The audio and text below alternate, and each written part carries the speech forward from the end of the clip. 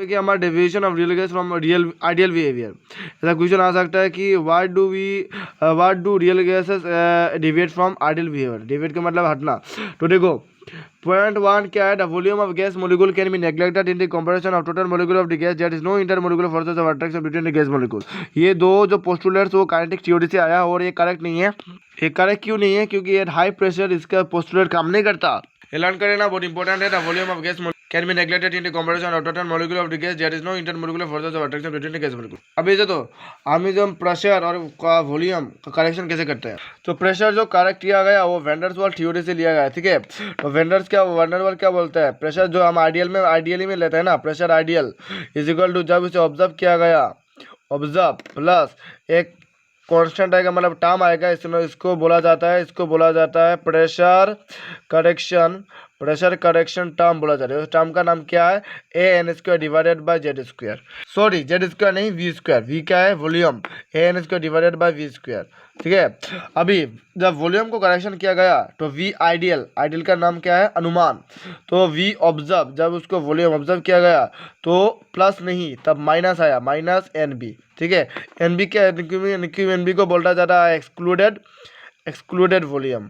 समझ में आया, एक्सक्लूडेड वॉल्यूम। तो ये आपको आना चाहिए। अभी इसमें माइनस क्यों आया, देखो वॉल्यूम का मतलब हम तो कंटेनर के भीतर में क्यों तो वॉल्यूम बोलते हैं ना, तो ये तो आइडियल में बोलते हैं, रियल में ऐसा नहीं होता। रियल में क्या हो रहा है, जब उसको हम कंटेनर को हटा दें तो भीतर में जितना मॉलिक्यूल लेगा गैस मॉलिक्यूल, उस तो एक तो हट गया, एक कंटेनर हट गया, मतलब कि एक चीज़ हट गया, इसलिए माइनस आया, ठीक है। इसमें n क्या नंबर ऑफ मोलिक्यूल्स, v है वॉल्यूम।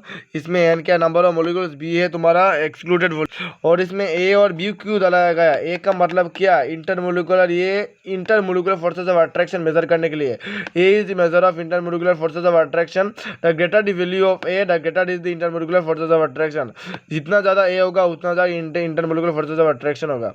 एंड बी क्या है, बी तो है वॉल्यूम के साथ, तो इसका मतलब constant b is related to the volume of the gas molecule which is also known as excluded volume. इसको एन बी को क्या बोला जाता है, excluded volume for 1 mole of gas. कितने गैस में, 1 मोल ऑफ गैस। अभी जब हम ए और बी का यूनिट फाइंड करते हैं तो यूनिट कैसे फाइंड करते हैं, यूनिट जो है वो क्या है, ये प्रेशर का ऐसा यूनिट क्या होता है, पास्कल, PA। और ये किसका होगा, किसका होगा, AN² डिवाइडेड बाय V²। ये इस पास्कल के इक्वल होगा ना, ये इसका इक्वल होगा, ये इसका इक्वल होगा, है पता है। तो क्या होगा कि देखो सब में यूनिट डाल लो, ए का यूनिट तो पता नहीं है, ए का यूनिट तो पता कर रहे हैं। एन का मतलब क्या है, मोल, मतलब नंबर ऑफ मोल्स के स्क्वायर डिवाइडेड बाय वी का मतलब वॉल्यूम। तो वॉल्यूम को कितना मीटर क्यूब लिखते हैं, स्क्वायर है इसलिए पास्कल। ओके, अभी देखो मल्टीप्लिकेशन करो, ये मोल स्क्वायर, ये M 3 2 जा कितना होगा 6, ये पास्कल। अभी A इंटू मोल स्क्वायर, ये ऊपर चला जाएगा तो कितना होगा, मोल सॉरी M मीटर, और 6 ऊपर चला जाएगा तो -6 इज इक्वल टू PA। तो इसलिए एक को अलग कर दो तो क्या होगा, PA नीचे में क्या होगा, मोल का स्क्वायर इंटू M2D और -6। अभी PA ये सब ऊपर चला जाएगा तो मोल स्क्वायर है पॉजिटिव में, तो क्या होगा, मोल 2D के मोल -2 हो जाएगा, और इंटू मोल मीटर -6 है तो मीटर ऊपर चला जाएगा तो +6 हो जाएगा, ठीक है, समझ में आया। ओके, तो है ए का यूनिट। अभी बी का यूनिट कैसे फाइंड करेंगे, बी का यूनिट ये वाला क्या है, n b equal to v. N b जो है वो किसका इक्वल होगा, वॉल्यूम, तो वॉल्यूम है ना, तो एन क्या है, नंबर ऑफ मोल्स, तो मोल लिखो। और बी का यूनिट फाइंड करना है तो वॉल्यूम को क्या लिखेंगे, मीटर क्यूब, वॉल्यूम में मीटर क्यूब होता है, तो B is equal to M3, ये नीचे चला जाएगा तो कितना, मोल।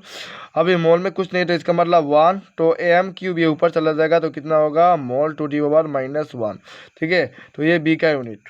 नेक्स्ट टॉपिक है हमारा कॉम्प्रेसिबिलिटी ऑफ ए फैक्टर। जब हम किसी भी गैस को, ये कंटेनर है, कंटेनर को प्रेस करेंगे, ठीक है, तब इतना ज़्यादा कंटेनर बंद है और हम जितना ज़्यादा उसमें कंप्रेस करेंगे तो ऐसा मतलब सब जो मॉलिक्यूल्स है वो बाहर में था ना, वो एक कोना में जाकर आ जाएगा, एक कोना में जुड़ जाएगा। तो कंप्रेसिबिलिटी ऑफ फैक्टर, तो पहले आइडियल गैस इक्वेशन का फॉर्मूला क्या है, PB is equal to NRT है, तो इधर में देखो NRT, एन तो छोटा, तो इसमें जेड लागे, जेड का मतलब कंप्रेसिबिलिटी ऑफ ए फैक्टर ये जेड से डिनोट किया जाएगा, ठीक है, कॉम्प्रेसिबिलिटी फैक्टर जेड से डिनोट किया जाएगा।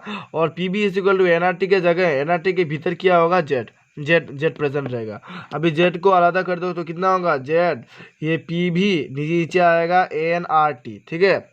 अभी देखो अभी क्या करना है, इसे पी भी तो पी भी क्या होगा, पी भी इज इक्वल टू ANRT। ये जो ANRT पी इधर में आइडियल है तो पी भी इज इक्वल टू ANRT, इधर में क्या होगा पी वी, इधर में आइडियल होगा ना, NRT के जगह में पी भी वी क्या आइडियल है, तो ऊपर में ये यदि आइडियल है ऊपर में क्या होगा रियल होगा, तो ये जेड पी तो कैंसिल हो जाएगा, तो जेड का वैल्यू क्या होगा V real divided by V ideal, समझे। तो फॉर रियल आइडियल गैस में जेड का वैल्यू 1 होता है, ideal gas Z is equal to 1, real gas में जेड जो है वो लेस देन 1, रियल गैस में जेड जो है वो 1 से कम होगा, और हाई प्रेशर में 1 से भी ज़्यादा होगा जेड इज ग्रेटर देन 1। जैसे कि इस ग्राफ में देखो ये 0 1 2 ये ग्राफ का वैल्यू है, वैल्यू नहीं होता है ना 1 और ये 2, ओके। तो ये इधर में क्या जा रहा है प्रेशर, अभी ये 1 को मैंने लाइन कर दिया, जॉइन कर दिया। अभी देखो क्या है कि जो भी इस डायरेक्शन में जैसे ऐसा सीधा स्ट्रेट लाइन जाएगा तो ये हीलियम, पहले हीलियम, उसके बाद ऐसा आता है सोडियम नहीं नाइट्रोजन, उसके बाद CH4 मीथेन, उसके बाद आता है सी कार्बन डाइऑक्साइड।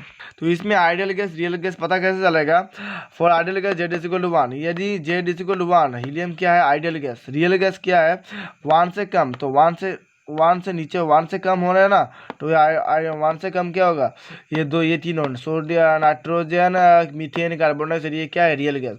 और मान लो कि ऊपर में मतलब 2 1 से ज़्यादा है, यदि जेड का वैल्यू 1 से ज़्यादा है इसका मतलब हाई प्रेशर ना, for a real gas Z is equal to when z is greater than 1 then it is a high pressure in real gas. इसमें रियल गैस हीलियम है, उसके मतलब 1 से कम क्या है सोडियम, ये सब क्या है आइडियल गैस है।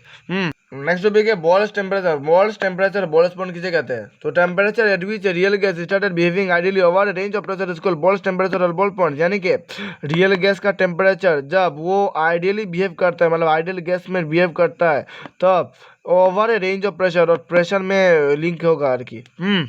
स्कॉल योर बॉयल्स टेम्परेचर और बॉयल्स पॉइंट। बॉयल्स टेम्परेचर में 3 कैटेगरी में डिवाइड किया गया। पहले तो है क्रिटिकल टेम्परेचर, क्रिटिकल टेम्परेचर, उसमें पहला क्रिटिकल प्रेशर, उसके बाद क्रिटिकल वॉल्यूम।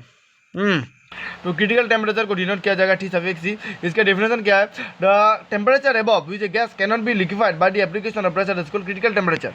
जैसे कि मान लो कि आप कंटेनर लिया, कंटेनर में पानी डाला, जो उसको हीट दिया, तो जितना हीट दिया किसी अब ये जो पानी का पानी गर्म नहीं हो रहा है, वो जैसे है वैसे ही है, ठीक है, कोई भी असर नहीं पड़ रहा है। तो प्रेशर बढ़ने पर, टेम्परेचर बढ़ने पर नहीं, pressure on application of pressure by the application of pressure, pressure बढ़ने पर उसमें कोई असर नहीं दिखाई दे रहा है, तो इसको बोला जाता है क्रिटिकल टेम्परेचर। और ये पानी डालने से नहीं, समझ लो गैस सिलेंडर है, गैस सिलेंडर को गर्म किया, ठीक है, तो प्रेशर बढ़ने पर उसे गैस सिलेंडर फट नहीं जा रहा है, तो उसको बोला जाता है क्रिटिकल टेम्परेचर, ठीक है।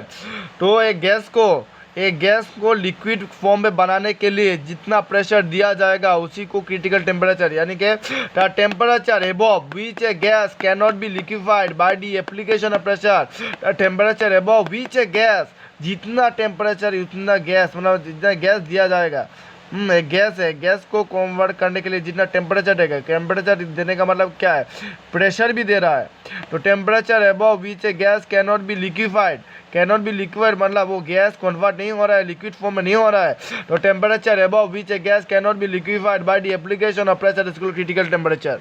और जो क्रिटिकल टेम्परेचर जो TC डिनोट में करे, TC इज द मेजर, ये TC क्या है, TC is the measure of intermolecular forces of attraction, the greater the value of TC, जितना ज़्यादा TC होगा उतना ज़्यादा क्या होगा, फोर्सेस ऑफ अट्रैक्शन ज़्यादा होगा। अभी आपसे क्वेश्चन बताया कि which of the temperature ammonia और कार्बन डाइऑक्साइड, इस दोनों का वैल्यू दिया है, which of this gases has greater intermolecular forces of attraction, तो ग्रेटर जितना ज़्यादा वैल्यू होगा TC का, क्रिटिकल टेम्परेचर का वैल्यू सबसे ज़्यादा कितना है एमोनिया, जितना ज़्यादा क्रिटिकल टेम्परेचर का वैल्यू होगा उतना ज़्यादा क्या होगा इंटरमोलिकुलर फोर्सेस ऑफ अट्रैक्शन, तो correct value is ammonia. Next है क्रिटिकल प्रेशर। क्रिटिकल प्रेशर क्या है, द मिनिमम प्रेशर, प्रेशर है इसलिए minimum pressure needed to liquefy a gas at its constant temperature, critical temperature constant होगा is called critical pressure.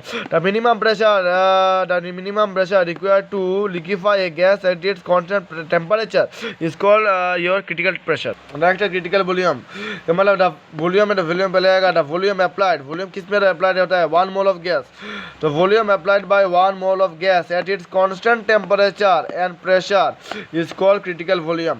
The volume applied by 1 mole of gas at its constant temperature and pressure is known as your critical volume. अभी जो मैंने बोल दिया था कि pressure correction और volume correction में क्या है, ये value P observe plus AN² divided by V square और वॉल्यूम आइडियल में V ऑब्जर्व माइनस NB।